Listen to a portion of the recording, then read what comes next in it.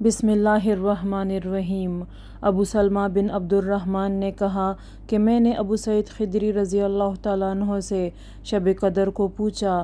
آپ نے فرمایا کہ بادل کا ایک ٹکڑا آیا اور برسا یہاں تک کہ مسجد کی چھت ٹپکنے لگی جو کھجور کی شاخوں سے بنائی گئی تھی۔ پھر نماز کے لیے تکبیر ہوئی۔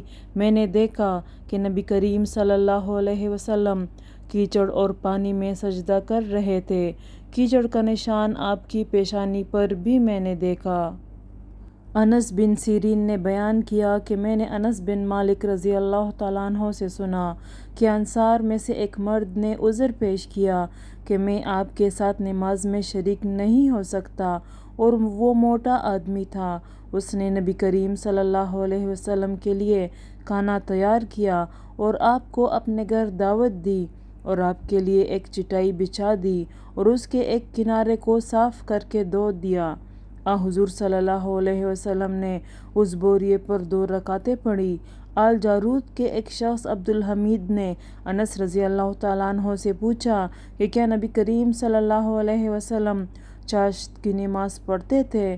تو انہوں نے فرمایا کہ اس دن کے سوا اور کبھی میں نے آپ کو پڑھتے نہیں دیکھا۔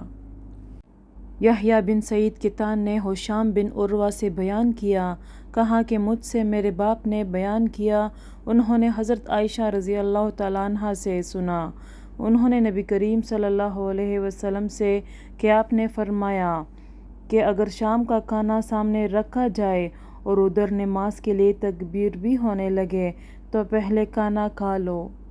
ابن شہاب نے انس بن مالک رضی اللہ تعالیٰ عنہ سے روایت کیا ہے کہ رسول اللہ صلی اللہ علیہ وسلم نے فرمایا کہ جب شام کا کھانا حاضر کیا جائے تو مغرب کی نماز سے پہلے کھانا کھا لو، اور کھانے میں بے مزہ بھی نہ ہونا چاہیے، اور اپنا کھانا چھوڑ کر نماز میں جلدی مت کرو۔ عبداللہ بن عمر رضی اللہ تعالیٰ عنہ سے روایت ہے کہ حضرت صلی اللہ علیہ وسلم نے فرمایا کہ جب تم میں سے کسی کا شام کا کھانا تیار ہو چکا ہو اور تکبیر بھی کہی جا چکی ہو تو پہلے کھانا کھا لو اور نماز کے لیے جلدی نہ کرو، کھانے سے فراغت کر لو۔ اور عبداللہ بن عمر رضی اللہ تعالیٰ عنہ کے لیے کھانا رکھ دیا جاتا، ادھر اقامت بھی ہو جاتی، لیکن آپ کھانے سے فارغ ہونے تک نماز میں شریک نہیں ہوتے تھے، آپ امام کی قرات برابر سنتے رہتے تھے۔ حضرت عبداللہ بن عمر رضی اللہ تعالیٰ عنہ سے روایت ہے کہ نبی کریم صلی اللہ علیہ وسلم نے فرمایا کہ اگر تم میں سے کوئی کھانا کھا رہا ہو تو جلدی نہ کرے بلکہ پوری طرح کھا لے، گو نماز کھڑی کیوں نہ ہو گئی ہو۔